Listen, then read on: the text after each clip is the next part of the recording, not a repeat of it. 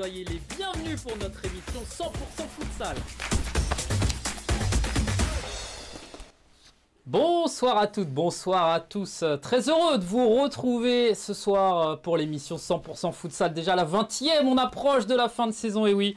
Mais heureusement aujourd'hui, vous allez le voir, on vous a préparé une très belle émission. Et du coup, on va tout de suite voir le sommaire justement avec tout d'abord le débrief de la journée. Il s'est passé évidemment pas mal de choses. On va le voir, que ce soit en haut du classement ou en bas. On reviendra sur les temps forts, l'interview avec notre invité de la semaine, des petits quiz aussi pour finaliser l'émission. Et puis on parlera des classements et de la prochaine journée évidemment. Avant tout ça, un petit mot sur l'application Continuez. Je le répète chaque semaine, je le sais, on est de plus en plus nombreux, c'est très bien, il faut continuer à venir soutenir Futsal Zone, n'hésitez pas à en parler autour de vous. Il y a la fin de saison qui est passionnante, il y a les playoffs aussi qui arrivent, il y a la finale du championnat aussi, on va suivre tout ça évidemment tous ensemble, donc n'hésitez pas à en parler autour de vous. Merci, et écoutez, je vous propose d'introduire notre cher invité. Qui est là, qui arrive, qui est prêt, c'est Manolo Moya, l'entraîneur de l'Étoile Lavalloise. Salut Manolo, comment ça va? Salut Steven, et je vous remercie de m'avoir invité, donc ça va bien. Merci à toi. Après Marcello Serpa, voilà, Manolo Moya aussi, on l'avait fait l'année dernière, invité des coachs. En tout cas, en plus, on parle des coachs des deux équipes qui sont pour l'instant en tête de ce championnat. Donc, je suis sûr que ça va être passionnant. Manolo, je te propose tout de suite d'entrer dans le vif du sujet. On va commencer avec le débrief. Le débrief donc de cette 20e journée, ça avait commencé avec la victoire du KB face à Béthune 6-3. Hérouville qui s'est incliné à domicile face à l'UJS Toulouse. L'Étoile Lavalloise qui a battu le Sporting Club de Paris. Évidemment, on va faire un focus sur ce match. La belle victoire du Toulon Elite Futsal face au FC Kingersheim. Paris Acaza qui a perdu à domicile par Nantes, qui se replace dans la course au play-off. Et enfin, le match entre l'AC Ajaccio et Gaulle, match nul. Gaulle est officiellement maintenu. Manolo, justement, on va voir un petit peu ce qui s'est passé ce week-end sur ce match. Voilà, Laval qui retrouvait l'espace Mayenne, ça fait toujours plaisir. Et une victoire au final plutôt maîtrisée, malgré un effectif qui était un petit peu différent de d'habitude, on va dire. Oui, c'est ça. Et cette semaine, on a eu une configuration différente aux semaines précédentes. Et certains joueurs de l'équipe de Maroc, on ne les a pas eu. Et aussi les joueurs de l'équipe de France, ils sont venus en fin de semaine. Et on savait déjà qu'à la fin de la saison, il fallait s'adapter un petit peu à tout ça et au fait aussi qu'on n'avait pas récupéré les blessés. Donc voilà, la configuration de l'équipe, elle est un peu plus jeune. Ouais, et puis c'était le dernier match à domicile, hein, en tout cas sur la saison régulière, si je dis pas de bêtises. Il y a les matchs contre Paris à Casa. Ah oui, C'est bien les sûr, bien sûr. dernières. Bien sûr. Ah oui, vous allez à Nantes et vous recevez à Casa, voilà, c'est ça. En tout C'est cas, ça. on a vu un match globalement maîtrisé face à une équipe du Sporting. On connaît évidemment, même s'ils sont un petit peu en roue libre sur cette fin de saison, ils ne sont pas venus chez vous pour faire figuration. Donc ça a été une belle victoire. Ça a été quoi un peu les ingrédients? Justement, qu'est-ce qui a fait la différence dans ce match-là? Bon, déjà, comme tu avais dit, on retrouvait l'espace moyen. C'est bien de jouer dans l'espace qu'on connaît bien, dans une salle remplie. Franchement, ça fait plaisir. Et puis, contre un rival qui est toujours dangereux. Et on savait déjà de la qualité de certains joueurs, même s'il n'y avait pas un peu d'enjeu de la part des Sporting, mais ils savaient que c'est comme un derby, on dirait. Et ils se sont donnés à fond. Et nous, on a joué les matchs qu'il fallait jouer. En première mi-temps, on a mis plus de rythme jusqu'à la blessure de Suel. Et puis en deuxième mi-temps, je pense qu'on a maîtrisé ça, les timings des actions. Le jeu a été un peu plus lent, mais on a réussi à maîtriser les matchs au rythme qui nous intéressait. On en reparlera évidemment dans l'interview. Tu es arrivé en début de saison, un petit peu à la dernière minute, on va dire. Sur quoi, toi, cette saison, tu as voulu un petit peu modifier des choses par rapport à ce qui avait été fait l'année dernière, ce qui avait été plutôt bien fait, voire très bien fait? Sur quoi, toi, tu as appuyé? Où est-ce que tu as vu que l'équipe pouvait encore s'améliorer? Moi, je pense que l'équipe elle était bien travaillée dans l'ensemble. Il y avait beaucoup de travail à niveau d'attaque. Il y avait aussi un bon travail à niveau défensif, mais c'est sur cette partie que j'ai vu peut-être il y avait certains réglages qu'il fallait introduire, qu'il fallait peut-être rappeler. Et c'est sur cette facette du jeu où on a mis plus d'énergie, on a travaillé plus. Et moi, je pense que tout doucement, ça a permis aussi à l'équipe d'être en sécurité face à l'adversaire qui nous mettait en danger, mais que voilà, ces mécanismes défensifs qu'on a pu travailler, ça nous a permis de ne pas encaisser beaucoup de buts. Ouais, très bien. Voilà, on voit hein, évidemment tous les buts. Un petit mot quand même, les premiers buts de la saison pour Milo Maurice en championnat. Ça fait plaisir aussi, tu le disais, un effectif un petit peu réduit. On sait, il y avait des très jeunes aussi de la formation lavalloise sur le banc. C'est bien aussi de montrer que tout le monde a sa place dans ce groupe. Oui, c'est ça. Et c'est vrai qu'on n'a pas, de mon côté, c'est moi le responsable. Je peux parler en première personne. Et je n'ai pas trop donné d'opportunités aux jeunes de chez nous. C'est maintenant ils doivent prouver que je me trompe, qu'ils sont leur place à l'équipe 1. Et voilà, ça fait plaisir parce qu'ils travaillent dur pendant toute l'année. Ils accompagnent l'équipe dans toutes les séances et ils montrent le niveau. Mais c'est vrai que devant eux, des fois, ils trouvent des joueurs internationaux qui sont capables de gagner des matchs, qui sont habitués à ce type de matchs, des fois, à ce type de jeu, dans certains matchs. Et les temps forts de toutes les rencontres, peut-être on préfère de jouer avec les joueurs les plus expérimentés, on va dire. Mais voilà, ils sont prouvés qu'ils sont à leur place et ils vont toujours avoir des opportunités. Je pense qu'ils doivent bien profiter à partir de ce moment. Ouais, on avait vu Jules Amiard aussi de temps en temps, Abel Ferreira aussi qui avait marqué il y a quelques semaines quelques buts aussi. Donc voilà, en tout cas la victoire de l'Étoile lavalloise donc qui continue sont sans faute sur le terrain. On en reparlera aussi évidemment. En tout cas voilà, victoire donc de l'Étoile lavalloise. Si certains avaient un doute, Laval jouera évidemment à fond et voudra remporter tous les matchs. J'imagine que c'est ta philosophie et celle des joueurs aussi. Voilà, on travaille on étudie bien les rivaux, nos rivaux, on les étudie toutes les semaines. On essaie de faire le mieux pour gagner les matchs. Et voilà, c'est l'objectif à chaque semaine, à chaque match. C'est les petits objectifs qu'on se met chaque semaine. Très bien, et ben voilà donc pour la victoire donc de Laval à domicile face au Sporting. Sporting, on le sait, qui a vécu une saison compliquée, qui va finir cette saison tranquillement et qui repartira la saison prochaine probablement avec de meilleures intentions. On passe au match entre Toulon et Kingersheim, c'était l'affiche de cette journée entre deux équipes qui avaient encore la possibilité d'aller jouer les playoffs. C'est maintenant terminé pour Kingersheim qui a perdu. Par contre, Toulon fait l'une des belles opérations donc, de cette journée. Malgré un début de match un petit peu compliqué, Toulon qui avait encaissé 2 buts. Et puis après, ça a été un peu la folie tout au long de ce match. Manolo, c'est une question que je pose souvent, mais voilà, j'imagine que tu regardes beaucoup de matchs. Comment tu fais un petit peu? T'en sélectionnes certains par journée? T'arrives à tous les regarder? Comment tu fais? J'essaie de mon côté de voir le maximum de matchs dans chaque journée. Parce que moi, j'adore les championnats de D1. Et si j'ai le temps, franchement, je vois tous les matchs. Des fois, ce n'est pas le cas. Cette semaine, ça a été un peu plus compliqué. Je regarde que les résumés. Mais pendant la semaine, ça me donnera le temps de revoir des matchs, comme notamment celui de Toulon contre Kingersheim. Parce que déjà, on prend des informations sur les possibles rivaux au playoff. Et puis, ça peut nous aider à progresser des fois à niveau des coachs, quand je parle, parce qu'on a toujours des choses à piquer dans tous les matchs. D'accord, très bien. Bah, voilà, donc on voit là un petit peu ce qui s'est passé, notamment un quadruplé de Rodrigo Viana, le buteur brésilien qui fait une grosse saison. On a eu encore un Nito très très en forme. Là, on voit quand il accélère comme ça, tout simplement, il est inarrêtable. Poupa aussi qui a fait un gros match. Les individualités de Toulon et le collectif ont fait la différence en tout cas sur ce match. Toulon Elite Futsal, évidemment, club mythique, champion de France déjà de D1. Ça te paraît logique qu'il soit en tout cas toujours dans cette course au play-off pour cette fin de saison? Ils sont en train de faire une très belle saison. Et c'est des joueurs très expérimentés, comme tu viens de dire, et notamment Nito, Pupa, Viana.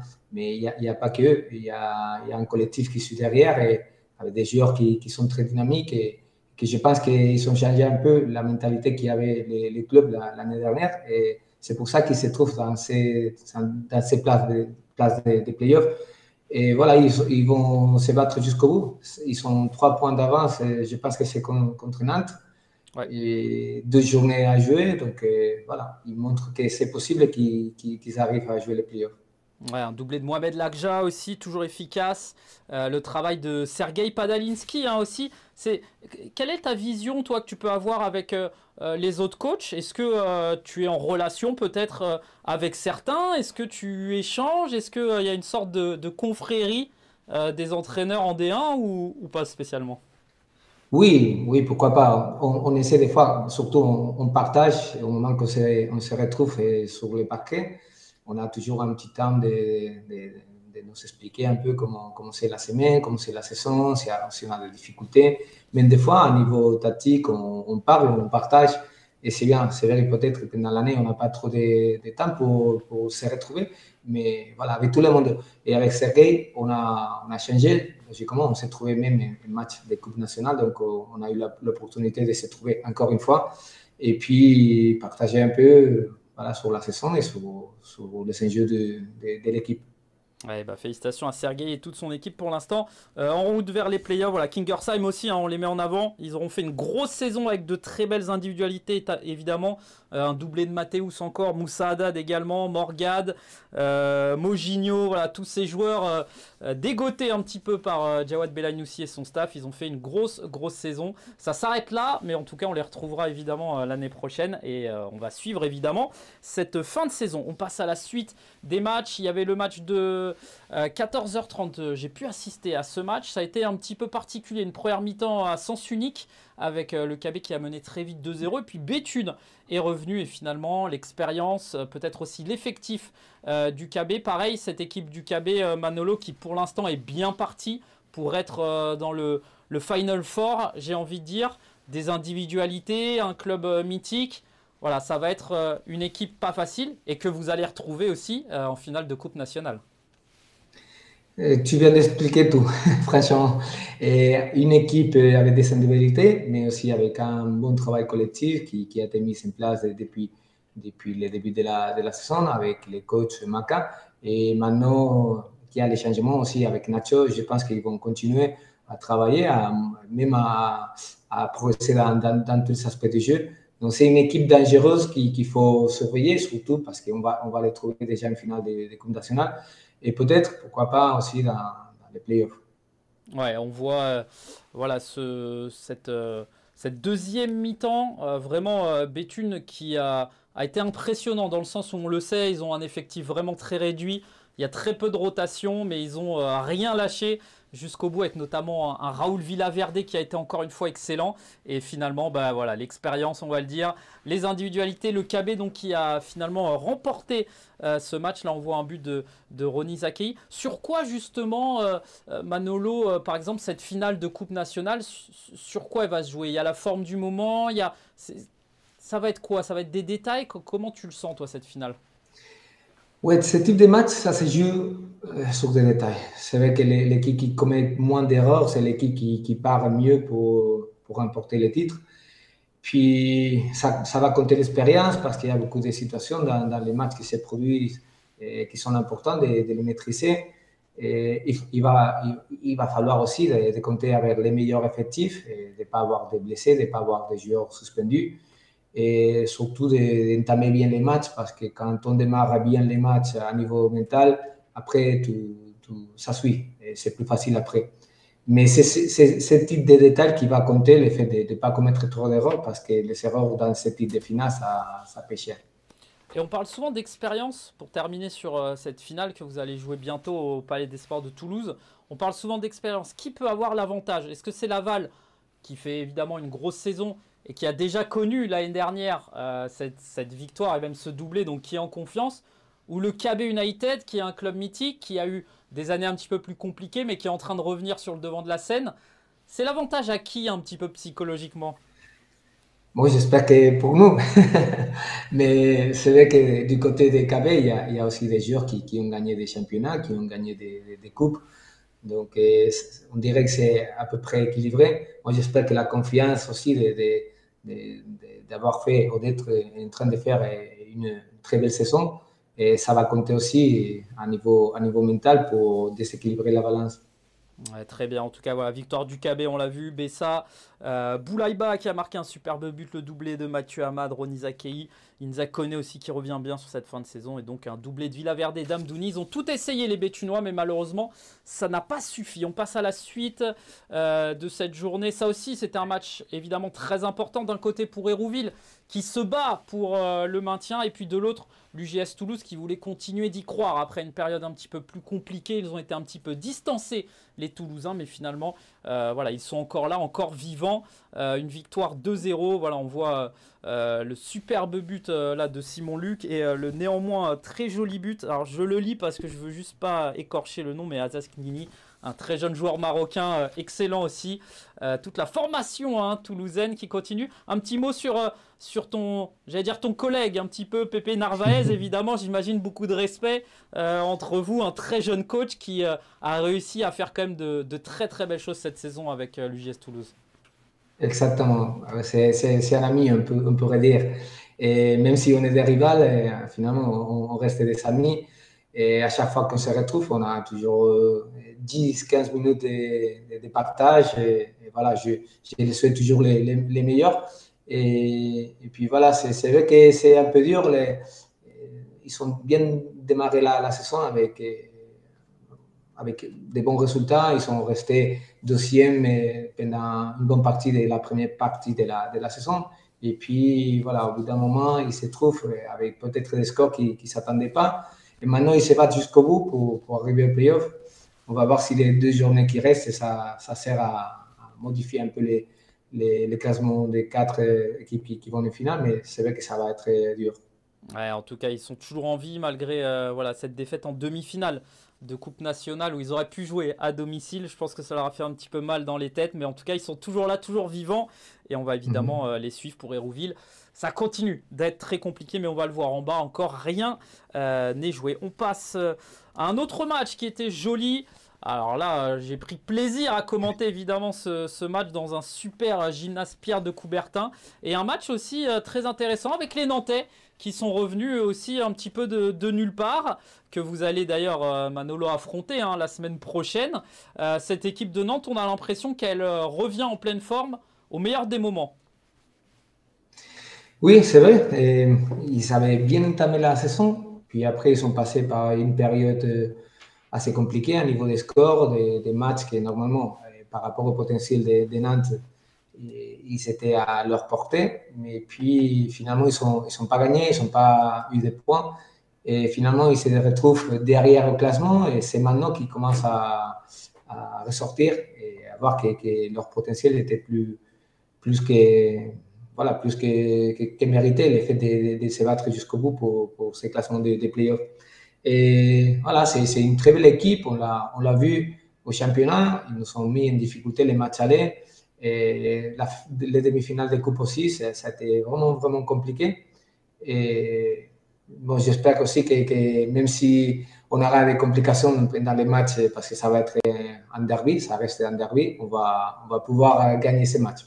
Allez, on va voir le dernier match de cette journée. C'était le club de l'AC Ajaccio qui recevait au Palatine le club de Gaulle. Évidemment, un match très important entre les deux équipes, tout simplement parce que Ajaccio joue sa survie et que Gaulle pouvait valider son maintien. Ça a été d'ailleurs chose faite. On voit le superbe but de Kenan Frichto et derrière Larsen Asnam qui vient marquer ce but.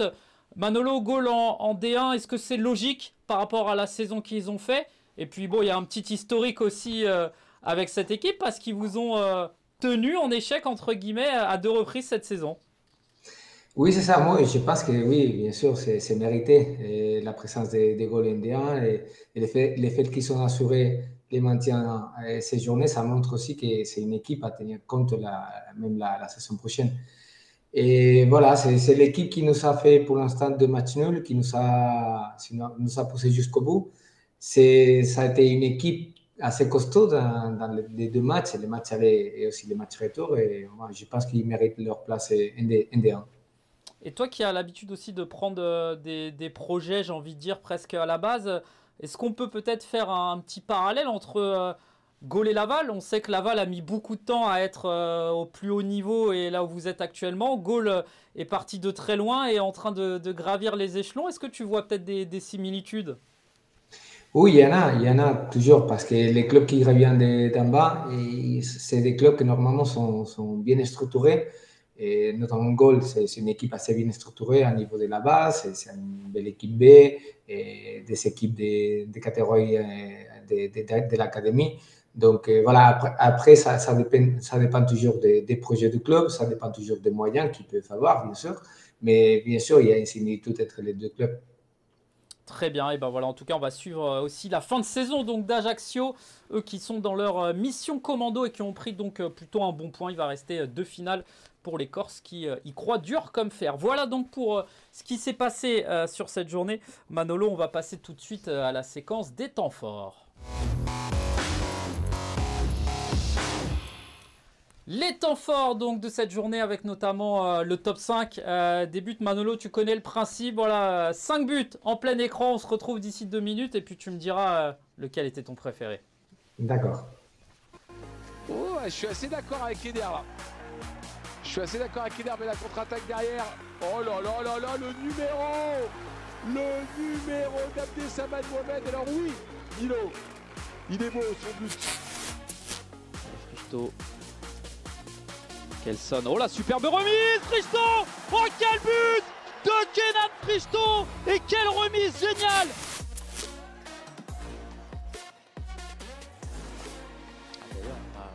Oh superbe Alejandro Barcelona. La frappe, elle est magnifique cette frappe d'Hamza Azaknini. C'est magnifique, c'est en pleine lucarne et je peux vous dire que ça sera certainement dans le top but de cette journée. Regardez-moi ça. Ce ballon qui ressort et la frappe magnifique, pleine lucarne. Ça repart, il y a du chaos dans l'air là. Dans ce match, Sadawi, qu'est-ce qu'il va nous faire encore? Le 1-2 avec Kamal, le triple 1-2, le quadruple 1-2. C'est magnifique, et quel but! Quel but! Cet échange entre Mathieu Hamad et Ayoub Sadawi, c'est magnifique! Mais combien de passes ils se sont fait ces deux-là?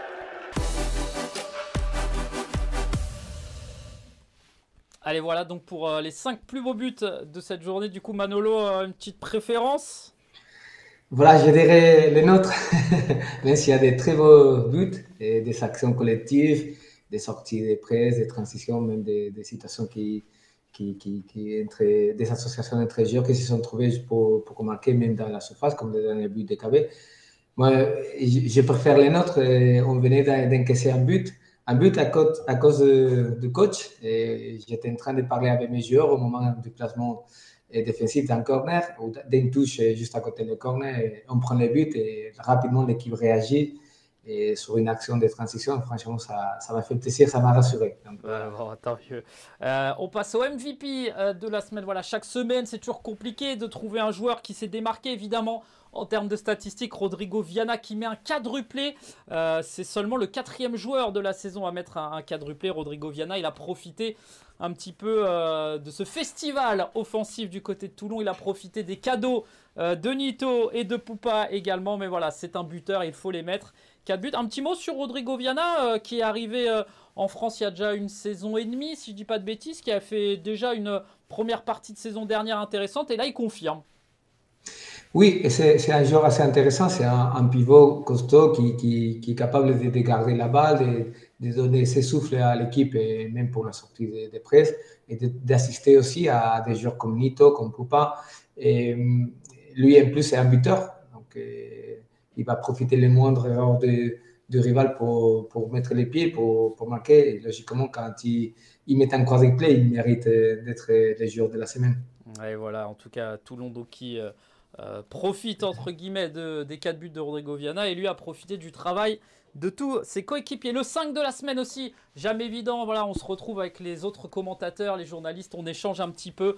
Voilà, ne m'envoyez pas des messages privés sur Instagram pour me dire mais pourquoi t'as pas pris lui, mais pourquoi. Voilà, on essaye de faire quelque chose d'assez juste avec notamment Gabriel Larocca, le gardien de goal, qui a fait de nombreux arrêts, qui a été très intéressant dans les cages lyonnaises. Mamadou Touré qui offre la victoire nantaise, passeur décisif puis buteur face à son ancien club pour 3 points très importants. Mathieu Hamad aussi qui a été omniprésent sur quasiment tous les buts du KB. Rodrigo Viana, on en parlait, le quadruplé. Puis Abdessamad Mohamed pour son match complet. On a vu aussi un gros match de Nelson Lutin, mais c'est vrai qu'Abdessamad, encore une fois, triple passeur décisif, buteur. On a l'impression que, un, il est jamais fatigué et que deux, il est toujours au top de sa forme. C'est ça. Voilà, pas besoin de dire plus. C'est du Abdessamad Mohamed. En tout cas, voilà pour ce 5 de la semaine. Et Manolo, on va passer justement à l'interview de l'invité.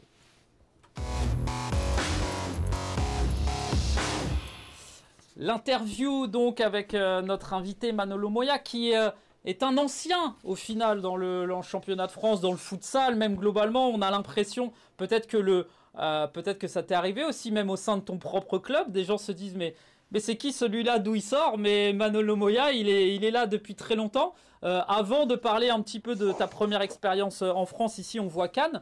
Rapidement, c'est quoi ton parcours? Il me semble que tu as joué à plutôt haut niveau au futsal en Espagne. Raconte-nous un petit peu les premiers pas.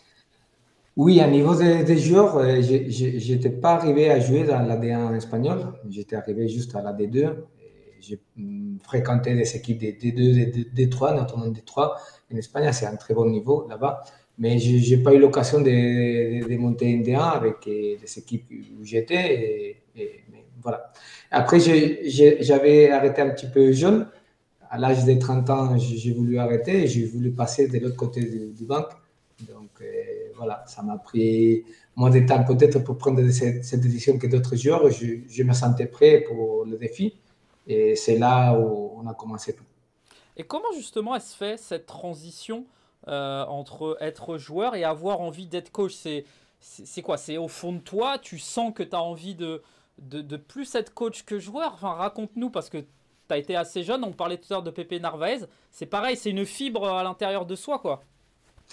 C'est un peu ça, parce qu'au moment qu'on est joueur, on reste toujours comme joueur. Mais maintenant, j'essaie toujours de participer un petit peu dans les séances en tant que joker, dans un petit échauffement.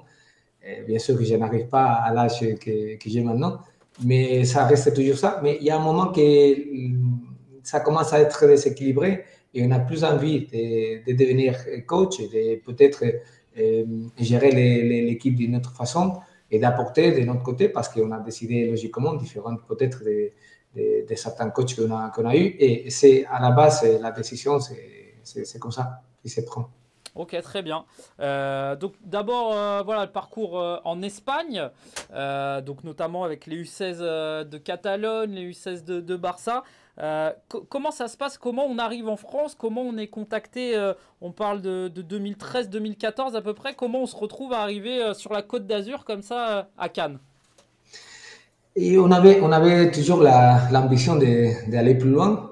Et dès le moment que j'ai fait le passage à la Fédération catalane en tant que sélectionneur. Puis la dernière année, avant de venir en France, j'étais au sein du FC Barcelone. Mais même comme ça, j'avais toujours l'ambition d'aller plus loin, de peut-être d'arriver à plus haut niveau, à niveau européen. Et pourquoi pas de le faire dans les années qui arrivaient à ce moment. Et moi, je fais juste ce que la plupart des coachs ont fait maintenant, au moment de partir du championnat national, c'est-à-dire appeler, savoir un peu s'il y avait l'intérêt de la part du club. Et puis, j'ai trouvé quelques réponses, notamment des Cannes. Et c'est à partir de là qu'on s'est mis en contact. Il y a eu des approches. Et j'ai fait un stage pendant la période de Pâques de l'année précédente à mon arrivée. Et puis, ça a bien marché. Et j'ai eu la proposition du club de Cannes. Et voilà, je me trouve l'année 2013 en France pour une équipe de D1 avec l'ambition de gagner un championnat. Ouais, et puis Cannes, à l'époque, c'est un club quand même mythique. Tu arrives là-bas, tu fais tout de suite une très bonne saison. Voilà, défaite en finale de la Coupe de France, deuxième dans le championnat derrière le Sporting, ça s'est pas joué à grand-chose. Première année réussie, comment tu as fait pour t'adapter aussi vite aussi au futsal français, à ce nouveau pays, à ces nouveaux joueurs? L'adaptation à niveau d'un nouveau pays, même si les cultures sont différentes entre l'Espagne et la France, on restait près jusqu'à côté. En plus, je suis de Barcelone, donc ça restait plus près. Et le problème, logiquement, c'est la langue. Ouais. Au moment qu'on arrive en France, il faut maîtriser un peu la langue parce qu'il faut communiquer. Et c'est pas jamais évident de communiquer dans une langue où on ne maîtrise pas, surtout au début. Puis la grande chance que j'avais à ce moment, c'est que j'avais beaucoup de joueurs étrangers. Il y avait une armada de joueurs espagnols, des joueurs portugais et brésiliens. Et qu'on se parlait en espagnol, donc ça m'a facilité un peu le travail pour cette adaptation. Et puis pour les futsal, donc moi je pense que les futsal à ce moment-là en France, il y avait beaucoup de choses à progresser, il y avait beaucoup de marges d'amélioration. Et c'est là où je pense que j'ai pu plus apporter à ce moment. Il y a déjà la première petite période avec Laval, avant que tu arrives justement à Montpellier. On va le voir. Parle-nous de ça parce que ça n'a pas duré très longtemps, mais c'est ce qui t'a mis aussi le pied à l'étrier à Laval et les premières connexions aussi avec notamment Julien Moreau. Exactement. Donc voilà, c'est Julien, et la personne qui s'est intéressée à moi au moment que les clubs de Cannes avaient arrêté par des soucis financiers, comme tu viens de citer. Et puis je me retrouve au mois de février de la saison d'après, de mon arrivée, à Laval, avec les clubs presque qualifiés pour jouer les barrages d'accession en D2, et avec un groupe assez jeune, et puis avec le travail, avec logiquement la grosse performance de tous les joueurs, on arrive pour jouer ces barrages et on arrive à la D2. Et puis c'est juste la saison d'après, et j'ai eu une autre proposition aussi, celle de Montpellier, et c'est ce qui m'a tiré un peu vers le sud encore une fois. Oui, il y a une histoire d'amour en tout cas au début de ta carrière avec le sud de la France, donc notamment Cannes et ensuite Montpellier. Et là, ça a été évidemment une belle période de ta vie parce que tu es resté longtemps. Il s'est passé beaucoup de choses. Tout d'abord, la montée en D1, la toute première année. Voilà, pour rappeler, Montpellier, tu arrives, Montpellier en D2 et une première année où vous explosez un petit peu tout, j'ai envie de dire. Oui, c'était pas une année assez simple parce que c'est vrai qu'on a vécu plein de changements à niveau de mentalité de l'équipe. Il fallait travailler à niveau tactique, notamment parce que c'était une équipe avec une qualité technique très, très, très, très bonne, mais qui manquait un peu de cette compréhension du jeu. Et logiquement, ça mettait un peu de temps de travailler certains aspects du jeu. Mais on l'a réussi avec une équipe moitié expérimentée, moitié jeune. Et on a réussi à gagner les championnats en D2 et on se retrouve, c'est la première année avec une accession en D1. Ouais, on voit, alors il y a une année en D2, notamment avec Ayoub Saadawi. Là, on voit l'année d'après où il y a Nito, Poupa. Enfin, tu as eu quand même beaucoup de joueurs qu'on retrouve en D1 de futsal ou qu'on a vu aussi passer. Je pense à Souleymane Wadi notamment, à des joueurs connus pendant de longues années comme Dlimsi, pardon. Donc voilà, tu as eu beaucoup de joueurs et ça a façonné aussi ta carrière de coach. Et à l'époque, Montpellier, c'est pareil. D'ailleurs, on est un petit peu dans l'actualité. On va en reparler parce que Montpellier revient et j'imagine que ça doit te faire plaisir. Mais à cette époque-là, Montpellier fait partie des gros clubs de la région. Vous arrivez à remplir notamment des palais des sports de 2000 personnes. Raconte-nous un petit peu globalement l'engouement autour de ce club. Pareil, c'est un club très structuré qui travaille bien. Voilà, j'imagine que tu as plein de bons souvenirs dans cette équipe de Montpellier.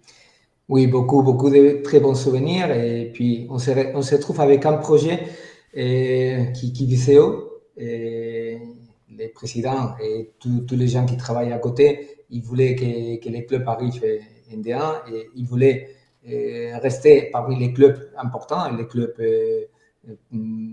avec un rôle plus décisif dans la D1 et pourquoi pas gagner un championnat et participer dans quelques années dans les championnats d'Europe. Et juste ce délire du président, ce délire qu'il dégageait, ça s'était transmis à tous les gens qui étaient à côté.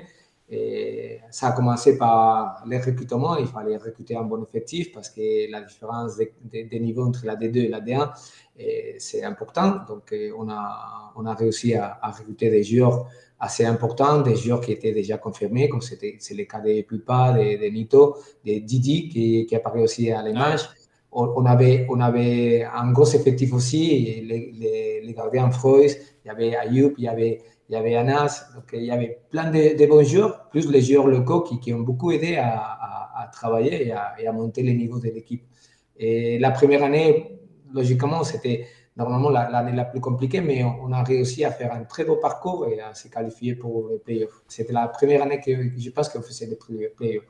Ouais, on voit un petit peu. Et bon, il y a eu des bons souvenirs aussi, notamment cette élection en tant que meilleur entraîneur. Ça validait aussi un petit peu justement tout le travail. Est-ce que toi aussi tu t'attendais en arrivant à Montpellier à avoir ce genre de résultat? Est-ce que vous pensiez que le club allait monter aussi haut, aussi rapidement presque, j'ai envie de dire? On avait la confiance parce qu'on savait que les résultats dépendent du travail. Pour moi, l'objectif numéro 1, c'est de pouvoir travailler. Si on pouvait travailler 7 jours sur 7, ça veut dire qu'on était plus près de la réussite. Et on avait la confiance aussi parce qu'il y avait des bons joueurs, et il y avait la qualité à niveau du jeu, et il y avait aussi l'envie de toutes les personnes qui étaient autour du club d'aller plus haut. Donc, sur ces aspects-là, oui, on avait la confiance. Puis après, comme tout le monde sait, les futsal et n'importe quelle autre discipline, ça dépend des résultats. Donc, peut-être on essaie de faire les meilleurs travaux de notre côté, mais après, les résultats, ils ne suivent pas. Donc, mais ils sont suivis et on a eu la confiance et c'est les trucs qui nous a boosté, qui nous a poussé jusqu'au bout.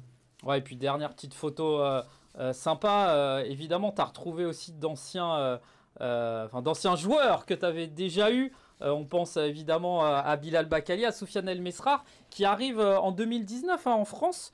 Je sais qu'à l'époque, il y a un partenariat avec notamment un club au Maroc. Est-ce que c'est toi un petit peu qui a l'initiative? C'était quoi ton rôle? Tu étais coach et tu étais aussi directeur sportif déjà à l'époque? À ce moment, j'étais plus coach que directeur sportif. Ces rôles-là, c'est du président de Montpellier, Hamza. Et c'était lui qui avait les relations. On avait aussi un manager général, c'était Younes, et qui était en contact avec la fédération marocaine et avec d'autres fédérations, parce qu'on est parti aussi à faire quelques stages au Qatar, au Maroc et même au Qatar. Et puis, on s'est retrouvé déjà avec une certaine facilité de parler dans certains clubs et de pouvoir, comme c'est le cas cette saison à Montpellier, de ramener des joueurs comme Bilal, Soufiane et comme Jawad, que c'était des joueurs internationaux marocains. Ouais, très bien. Bon, voilà, une plutôt belle expérience. Qu'est-ce qui se passe ensuite? Il me semble que tu repars en Espagne, notamment pour coacher une équipe locale. Qu'est-ce qui se passe après? Il y a le Covid. De quoi as-tu fait ta carrière, entre guillemets, entre 2020-2021 et ton arrivée à Laval? Voilà, déjà, il y avait la difficulté parce que moi, à Barcelone, j'étais fonctionnaire. Donc, soit je quittais complètement mon boulot à Barcelone, je l'ai récupéré. Et c'était un choix de vie. Donc, j'ai décidé de rentrer à Barcelone, de récupérer mon boulot. Mais au bout de quelques années, logiquement, donc on avait l'envie de retrouver un peu ces hauts niveaux. Et en Espagne, c'était un peu plus compliqué parce qu'il y a beaucoup d'entraîneurs, beaucoup de clubs qui travaillent bien et qui ont leurs personnes de confiance. Et puis, moi, je me trouvais avec plus de facilité peut-être d'arriver en France et de retrouver rapidement ces hauts niveaux que j'attendais. Donc, ces petits passages, 4-5 ans que j'ai passé en Espagne, juste après l'année 2018-19, et ça m'a permis un peu de voir que j'avais envie de continuer le futsal et de partager ma vie avec cette discipline que c'est ma passion. Ouais, très bien. Et du coup, ton retour donc en France. Alors, à Laval d'abord en tant que directeur sportif. Donc, à l'époque, André Van der Leij est toujours l'entraîneur. Voilà, on sait qu'il y a eu des messages sur les réseaux sociaux. Ça a été compliqué un petit peu de savoir ce qui s'est réellement passé. Est-ce que toi, voilà, quand tu arrives au club, ton rôle est vraiment de directeur sportif? J'imagine que tu t'attendais pas à être entraîneur quelques semaines après, presque, j'ai envie de dire. Oui, tout à fait. Bon, d'abord, juste pour faire un petit commentaire, et même après la Covid, je fais quelques participations avec les clubs de Montpellier parce que c'est vrai que les clubs, il a été rétrogradé en régional et puis Oui. il voulait retrouver les catégories nationales. Donc, pendant les 2 années précédentes à mon arrivée ici à Laval, je partageais beaucoup de semaines à Montpellier pour continuer ça. Puis, logiquement, quand j'arrive là, j'arrive avec le rôle de directeur sportif. Et c'était que ça, vraiment. Pour ceux qui doutent sur mon arrivée, moi, j'avais vraiment envie de, de me mettre dans un projet à long terme avec la formation des jeunes, la formation aussi des éducateurs, le fait de travailler avec un club qui essayait de se structurer comme c'était le cas de l'Étoile. Et puis, tout ce qui s'est passé juste après, c'était pour moi une surprise, quelque chose d'inattendu. Même au club, il y avait personne qui s'attendait de cette situation, de cette circonstance. Et puis, logiquement, au bout d'un moment, il faut réagir. Mais vraiment, mon rôle quand j'étais arrivé sur la base, c'était de directeur sportif. Ouais, du coup, j'imagine comment on se sent à ce moment-là quand, alors, je sais pas comment c'est passé, mais quand Julien Moreau te dit bon bah c'est à toi, tu vas reprendre ce rôle de coach. J'imagine bah t'es quand même content parce que voilà c'est ce que t'aimes aussi, mais c'est presque, alors j'ai pas envie de dire un cadeau empoisonné, loin de là, mais j'imagine que tu devais te dire c'est pas facile de passer après André qui est apprécié évidemment du public et puis qui a fait aussi un gros travail. Donc comment on sent à ce moment-là? On est pressé d'y aller et de montrer aussi qu'on va faire le boulot ou comment t'étais à ce moment-là? Nous, la première des situations, c'est déjà d'accepter qu'il n'y avait plus les coachs. Et ça a été pour moi le plus compliqué parce qu'on s'entendait on s'est retrouvés très, très bien les deux. On partageait beaucoup de moments. J'ai collaboré avec lui en tant que voilà, adjoint s'il fallait. J'étais présent à toutes les séances d'entraînement quand je pouvais. Mais puis, au bout d'un moment, quand on se trouve qu'il n'est plus là, donc logiquement, la surprise, c'est la première des réactions. Et l'acceptation aussi du fait qu'il faut quelqu'un pour gérer l'équipe, une équipe qui vient d'un succès très important, comme c'est la victoire au championnat et aussi la Coupe nationale. Et puis, voilà, au bout de quelques heures, il fallait réagir et c'est logiquement les deux présidents, Julien et Edouard, qu'on s'assoit sur une table pour dire voilà Manolo, il faut que ce soit toi qui prends un peu le relais. Et après, voilà, moi je l'ai pris logiquement parce que c'était une responsabilité, mais aussi une fierté de prendre en charge cette équipe. Ah, bien sûr, et justement, on voit là une photo d'équipe parmi tant d'autres. Pour l'instant, le travail est bien fait. Alors voilà, j'en parlais, vous êtes invaincu quand même sur le terrain. Il y a cette défaite administrative face à Béthune, mais j'imagine que tu dois être fier de cette saison pour l'instant qui n'est pas terminée. J'imagine que tu seras fier quand il y aura peut-être des trophées au bout. Mais déjà, ce que vous avez montré sur la première partie de saison, c'est quand même quelque chose de pas évident, malgré l'effectif, malgré tout ça, de rester invaincu, en tout cas sur le terrain. Oui, on est fier. Je suis fier de l'effectif. Je suis fier du travail qu'on fait à chaque semaine. Je suis fier aussi du fait qu'il y a une évolution aussi par rapport à des choses que logiquement on essaie d'instaurer dans l'équipe au moment qu'on voit que peut-être il y a comme j'avais dit, ça fait un petit moment, des réglages à faire. Donc logiquement, ils sont les joueurs qui sont top. Tous, ils ont fait l'effort, ils ont travaillé. Logiquement, il y a des fois qu'on s'entend mieux sur certaines situations que je peux demander, et des fois, logiquement, il y a des choses qu'il faut trouver l'équilibre. Mais j'espère que tout ce travail qu'on a pu faire pendant toute la saison, qu'on a pu développer, et tous les efforts que tout le monde a mis sur la table, ça va payer à la fin avec logiquement une victoire au championnat et aussi dans la Coupe nationale. Ça montrerait aussi que l'équipe, elle est prêt mentalement, elle est prêt techniquement, elle est prêt tactiquement, elle est prêt dans tous les sens pour ce défi. Eh ben, c'est ce qu'on va voir. Un petit mot quand même aussi parce qu'il y a eu l'épisode Ligue des Champions cette saison avec 3 matchs de haut niveau, 3 matchs qui ont été très serrés. On repense évidemment au match nul face à Benfica, la défaite in extremis face à Riga. C'est quoi le bilan un petit peu que tu fais de ce parcours en Ligue des Champions? Est-ce qu'il y a un petit peu de regret? Est-ce qu'il y a malgré tout de la fierté? Est-ce que c'est un petit peu des deux? Comment tu fais l'analyse là après plusieurs mois? La première partie de la Ligue des Champions, le tour principal, moi je pense que tout le monde est fier du parcours qu'on a fait. Même in extremis les matchs contre Benfica, quand on menait 2-0.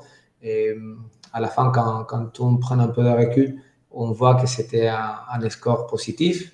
On aurait pu gagner ces matchs, mais on aurait aussi pu les perdre. Et on se trouve déjà avec une qualification pour les tours élite, que c'était quelque chose d'extraordinaire.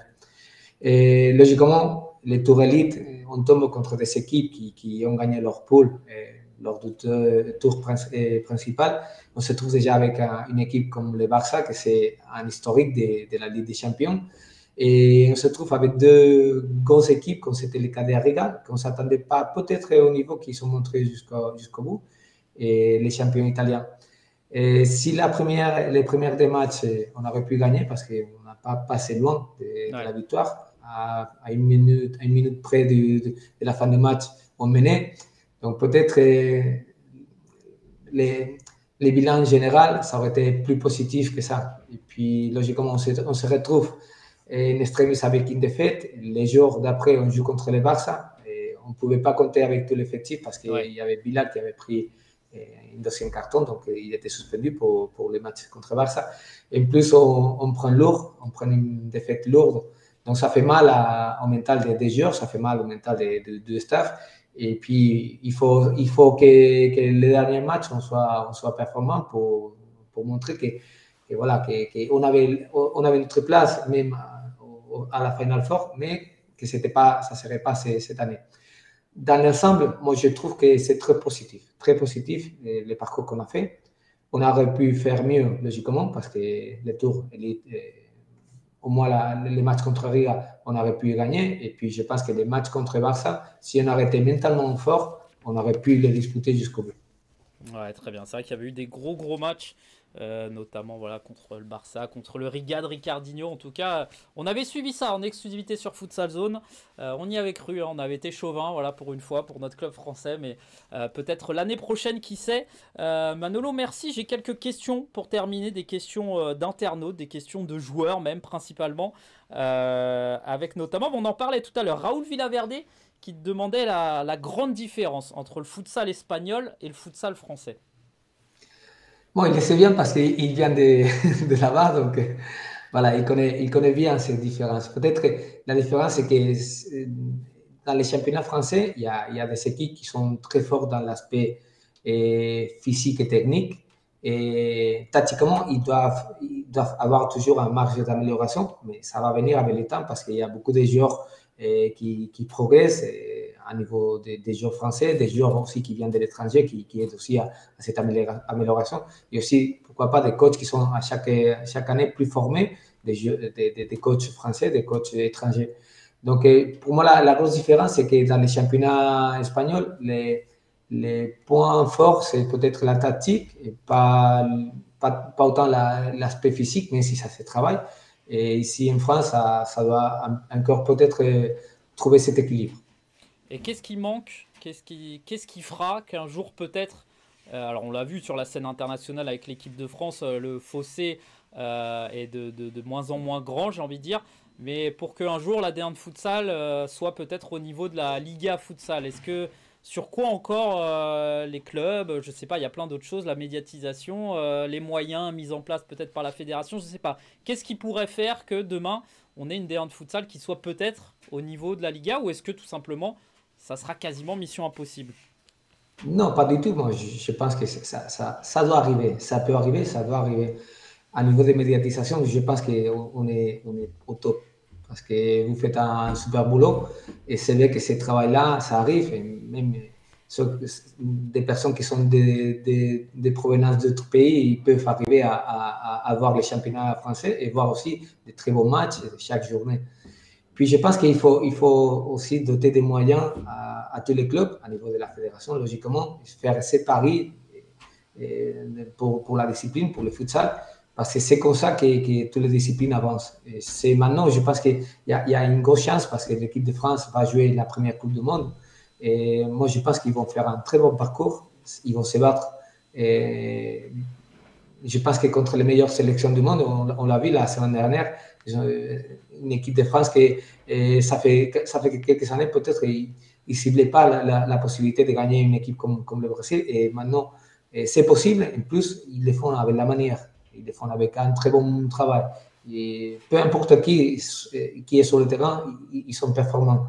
Et donc, ce travail-là, il faut que ça suive derrière avec des moyens. Et ces moyens, je pense que c'est plutôt la fédération qui pourrait investir et arriver plus loin peut-être pour voilà, voir que le championnat français, dans quelques années, il est dans les mêmes niveaux que les championnats espagnols ou les championnats portugais. Pourquoi pas?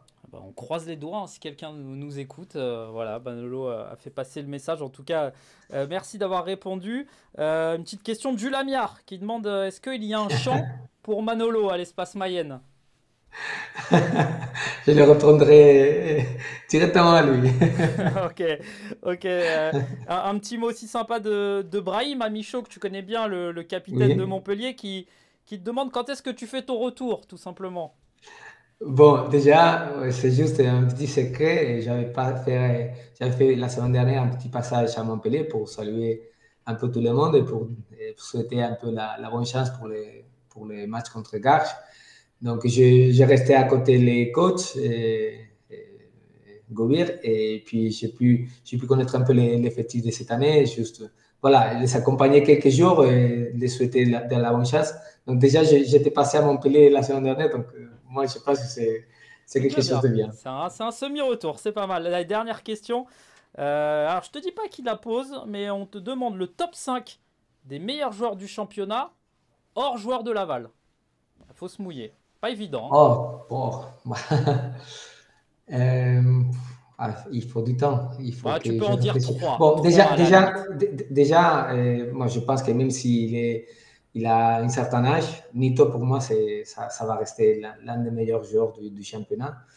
Et puis, voilà, comme défenseur, bon, je vais un peu dire les joueurs que je connais bien, parce qu'ils sont... Donc, pour moi, comme défenseur, Ayoub de KB, c'est un super joueur aussi. Et voilà, qu'est-ce que je peux dire de plus?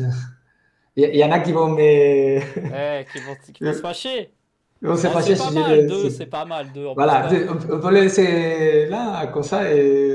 C'est pas mal. En plus, un collègue aussi espagnol, c'était Ruben Ordóñez qui te demandait ça. Ouais. Voilà, il t'a mis en difficulté, hein, Ruben, pas facile comme ça, sans réfléchir. Voilà, en tout cas, Nito. Voilà, Ruben, il sera content, un joueur du Toulon Elite Futsal. Merci beaucoup, Manolo, en tout cas, voilà, pour avoir répondu à ces questions. Je te propose de passer à la dernière partie de l'émission avec, allez, on va faire 2 petits quiz très rapidement. On va commencer tout d'abord avec, je vais te donner le nom d'un joueur. Là, je te rassure, c'est que des joueurs de l'Étoile et tu dois me répondre par un mot. Est-ce que ça va pour toi? Si t'en dis oui, ça va. Ça va, hein, on accepte. Allez, Louis Marquet. Sécurité. Samir Brioua. Travail. Bilal Bakali. La classe. Milo Maurice. Jeunesse. Wassini Guerrio. Vitesse. Kaikivo. Ça, c'est un mot composé. Beau gosse. D'accord, beau gosse. Anas Bakali. Je dirais aussi travail. Très bien. Diego Napoles. Renard. Jules Amiard. Sécurité aussi, voilà. Ok, très bien. Abel Ferreira. Patience. Ok. Il a été très patient, lui. Ok. C'est une qualité, la patience. Oui, c'est une qualité. Il a bien fait. Et Souel Moudine. Top. Soufiane El Mesra. Buteur. Très bien. Abdessamad Mohamed. Je dirais aussi la classe. Très bien. Kémil César. Travailleur. Très bien. Et enfin, Nelson Lutin. Dribble. Ok, bon voilà, je pense que j'en ai pas oublié, hein. J'ai pris à peu près tous les effectifs, j'ai pas pris les derniers jeunes, mais voilà, en tout cas, toujours sympa. Manolo, pour terminer sur ça, je te propose un dernier petit jeu où il faut répondre juste par oui ou par non. C'est très court. Voilà, il y a des questions pas évidentes, tu as le droit à un joker. Ça te va? D'accord, Allez, ça me va. est-ce que tu es heureux d'être là déjà? Oui, Est-ce que tu as la meilleure équipe que tu n'as jamais entraînée? oui, Est-ce qu'un nouveau doublé cette saison, c'est possible? oui, Est-ce que vous allez finir invaincu sur le terrain? j'espère. Joker. Allez. Est-ce qu'Abdessamad Mohamed est le meilleur joueur français actuellement? Oui, on pourrait dire. Il y en a d'autres, logiquement, mais oui. C'est ma deuxième question. Est-ce que Souhel Mouhoudine est le meilleur joueur français? Je dirais la même chose, oui. Ok. Il peut. Est-ce que la France peut gagner la Coupe du Monde? Oui, Est-ce que tu seras au club la saison prochaine? oui, j'espère, oui. Mérites-tu d'être élu meilleur entraîneur de la saison? Non, il y a beaucoup de bons entraîneurs dans les championnats. Est-ce qu'un retour en Espagne, ça te plairait un jour? Pourquoi pas, mais je suis très heureux en France. D'accord. Et si demain la sélection espagnole te contacte, t'y vas ou tu restes à Laval? Il faudrait voir un peu. Ok, très bien. Est-ce que le public de l'Espace Mayenne, c'est le meilleur de France? Oui, franchement, oui. Allez, dernière question. Est-ce que Laval qui gagne la Ligue des Champions, c'est possible un jour? Moi, je l'espère, oui. Eh ben, merci Manolo, c'était pas évident. Merci de t'être prêté au jeu avec brio. Voilà, un seul joker utilisé, c'est très bien. Allez, on passe à la dernière partie donc, de l'émission avec notamment les classements. Les classements, donc, on va commencer avec la D1 de Futsal, évidemment, vous l'avez vu, vous les connaissez, ils sont disponibles sur nos réseaux sociaux, Futsal Zone, l'étoile lavalloise, donc, qui caracole en tête et qui terminera leader de la phase principale. Le Paris Akaza qui est toujours deuxième, derrière ça se bagarre avec le Kremlin Bicêtre et le Toulon Elite Futsal qui ont un petit peu d'avance sur Nantes et l'UJS Toulouse qui sont vraiment pas loin. Le FC Kingersheim est hors course, Gaulle a validé son maintien et puis tout en bas, Béthune, l'AC Ajaccio et Hérouville se battent pour ne pas descendre. Voilà, Manolo, un championnat qui a été jusqu'au bout. Alors, à part peut-être pour la première place, très serré. Ça prouve aussi voilà, que le niveau augmente. Par rapport à il y a 10 ans, j'imagine, on n'est pas sur le même championnat. Et ça, c'est vrai. C'est vrai parce que quand j'étais arrivé, ça fait 10, 11 ans maintenant. C'est vrai qu'il y avait Sporting Paris comme les clubs qui gagnaient, qui cartonnaient à ce moment. Et il y avait aussi KB, mais nous, on arrivait avec Cannes et l'avocat. Mais juste derrière, il y avait vraiment un écart de niveau entre certaines équipes. Et maintenant, toutes les équipes peuvent te gagner un match.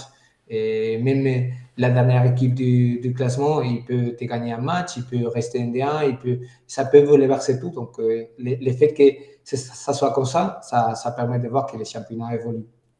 Ouais, très bien. Ben, en tout cas, voilà, il reste 6 points. Donc, vous le voyez, Nantes, l'UJS Toulouse peuvent encore aller au play-off. Béthune, Ajaccio et Hérouville, il y a encore 3 équipes pour 2 places. Donc, il faut suivre ça, évidemment. Et ça sera d'ailleurs dès samedi. Un petit mot sur le classement des buteurs. Il n'a pas évolué. Soufiane El Mesrar est toujours en tête. Soufiane El Mesrar qui pourrait remporter 2 années de suite le trophée de meilleur buteur. Ça serait quand même un bel exploit. Mais derrière, il y a du monde aussi. Ça pousse notamment avec Ben Dali, Viana, Mathéus, Abdessamad Mohamed, Leonardo, Moussa Haddad, Sid Belhadj, Villaverde, Luc. Tu le disais un petit mot, El Mesrar, tu m'as dit buteur tout de suite. Quand on l'a suivi depuis pas mal d'années, toi tu le connais encore depuis plus longtemps à Montpellier, c'est vrai qu'à Access, il avait peut-être pas ce rôle uniquement de buteur, mais de toute façon, j'ai envie de dire, il sait tout faire, non, Soufiane El Mesrar? Soufiane, c'est un joueur très complet. C'est un joueur en plus qui nous met beaucoup de dynamisme dans les jeux. Et un joueur capable de travailler dans tous les systèmes de jeu, qui en plus oblige beaucoup à un niveau défensif au rivaux à faire des efforts défensifs parce qu'il court un peu partout. Et en plus, il prend toujours la responsabilité pour la création de jeu, pour la sortie de presse. Donc, c'est un joueur assez complet. En plus, il a la qualité aussi d'être un buteur. Donc, on profite bien de son profil pour arriver à tenir nos objectifs. Et ben voilà. Est-ce que Soufiane El Mesrar gardera son trône? Il reste 2 matchs. Il faut que Steve Ben Dali marque 3 buts ou plus, ou alors une folie derrière. Viana ou Matteo, ça paraît compliqué quand même. En tout cas, on suivra ça. Un petit mot sur le top 10 des passeurs, classement non officiel, le classement Futsal Zone, avec Moussa Haddad qui devrait donc valider sa grosse saison et finir meilleur passeur du championnat. Derrière, Bilal Bakali, Abdesamad Mohamed. On voit, hein, il y a certains joueurs comme Sid Belhadj, Caio Leonardo et Abdesamad Mohamed qui arrivent à être dans le classement des passeurs, dans le classement des buteurs. Moussa Haddad aussi. C'est un joueur complet. Abdesamad Mohamed, t'en parlais, on le connaît évidemment. On ne cesse de parler de ses louanges, mais on a l'impression que chaque année, il est de plus en plus fort presque. Oui, lui, en plus, c'est un joueur qui est capable de donner la meilleure réponse à chaque moment et d'attirer rapidement l'équipe vers le haut, et juste avec une passe, une action, un geste. Donc, voilà, moi, je pense que sa qualité, c'est pas que la qualité technique ou tactique ou physique aussi, c'est sa capacité aussi de se dépasser à chaque année, d'aller plus loin. Ouais, en tout cas, voilà, donc Moussa Haddad qui va certainement finir meilleur passeur, du beau monde derrière. On va suivre ça évidemment sur les 2 dernières journées. Il peut se passer des choses, hein, sur les 2 dernières journées, on va pas se mentir. Et rapidement, parce qu'on en a beaucoup parlé, voilà, alors d'abord le groupe A, parce que là, il va y avoir une vraie finale. Marcouville reçoit Avion, le deuxième contre le premier. Ça va être une grosse finale. Est-ce que je te demande un petit pronostic, Manolo, entre Avion Marcouville ou c'est compliqué? Ouais, c'est compliqué parce que c'est vrai qu'Avion, ils ont été premiers pendant presque toute la saison et maintenant, ils se retrouvent un peu comme Montpellier c'est pendant la journée précédente, un peu face, face à la possibilité peut-être de ne pas monter quand ils ont fait un très beau parcours. Et de la part de Marcoville aussi, parce que voilà, ils méritent aussi d'être N1. On verra bien. Je ne pourrais pas dire un pronostic. Ouais, c'est très compliqué. En tout cas, si vous êtes voilà, du coin du 95, allez voir, à mon avis, l'ambiance va être chaude. Et puis derrière, ça se bat aussi pour la relégation. En tout cas, on va suivre ça. Et un petit mot, donc évidemment, pour la poule B, on en parlait, Montpellier, Méditerranée, qui a réussi à aller s'imposer du côté du gymnase Neruda à Gerd Gibson. C'était pas évident. Et donc Montpellier qui retrouve l'élite 7 ans après, il me semble. Voilà, donc on en a quand même beaucoup parlé. Mais un petit mot, j'imagine que tu es content pour ton ancienne famille presque. Oui, c'est ça, c'est ça. Et bon, je suis très content pour eux parce ils méritent d'être N1. Et c'est vrai que c'est un club qui a très bien travaillé, mais qui a subi aussi les conséquences peut-être à niveau administratif de ne pas avoir des personnes professionnelles peut-être pour gérer certaines choses, mais qui ont l'ambition et qui ont l'envie d'aller loin. Donc, moi, je suis très content pour eux. Ouais, on est très content aussi. Voilà, Montpellier qui va évidemment continuer de tirer vers le haut notre championnat de D1 et on est pressé de les voir. Et puis peut-être voilà un palais des sports qui pourrait être sympa aussi en termes de télévision et de médiatisation. Donc on va suivre ça. En tout cas, félicitations à eux. On passe à la dernière rubrique, c'est la prochaine journée.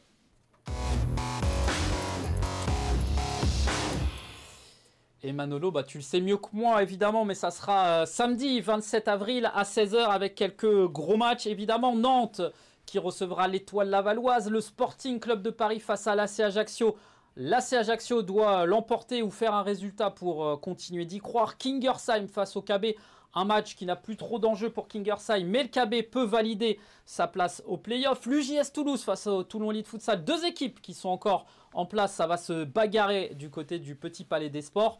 Gaulle face à Hérouville, Gaulle a validé son maintien, Hérouville pas encore, Hérouville qui doit aller chercher un exploit du côté de la région lyonnaise. Et enfin Paris-Acaza face à Béthune, pareil, Paris-Acaza qui doit se préparer pour les playoffs et Béthune qui va essayer de jouer un mauvais tour. L'affiche de cette prochaine journée, ce sera justement le match entre Nantes et Laval, parce que Nantes est un chasseur sur cette fin de saison. Nantes peut essayer, pourquoi pas, d'aller faire un exploit. Juste un petit mot, Manolo, sur ce match. Tu le disais, vous avez embêté à l'aller, ça avait été très compliqué. Vous allez vous déplacer du côté de la salle Mangin-Beaulieu, une belle salle aussi pour du futsal. Ça va pas être un match facile.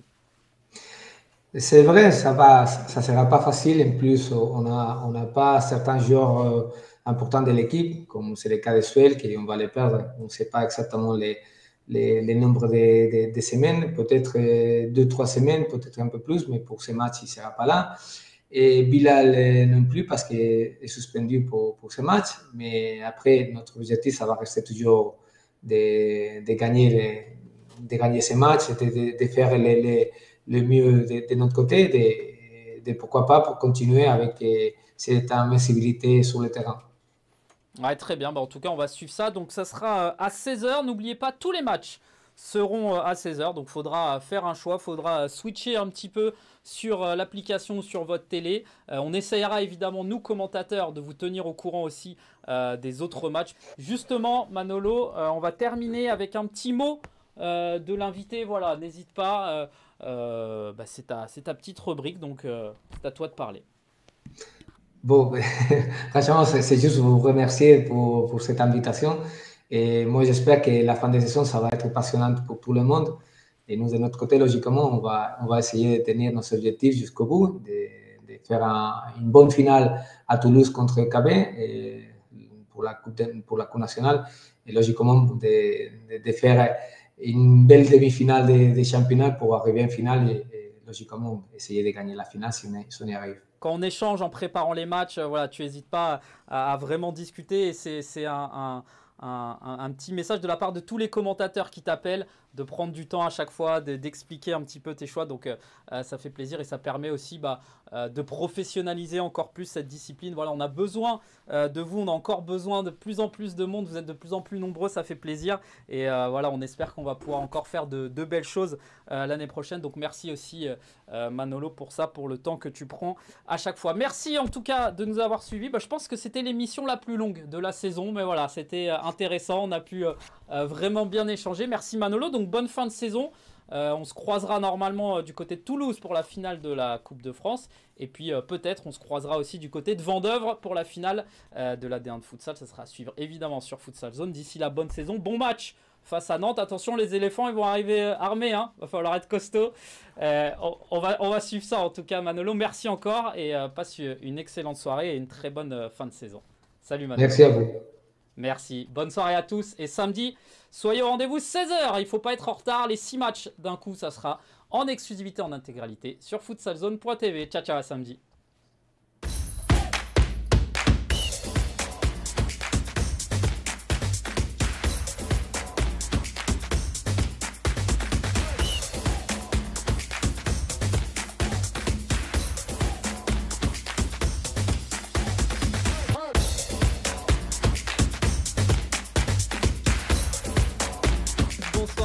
Soyez les bienvenus pour notre émission 100% futsal.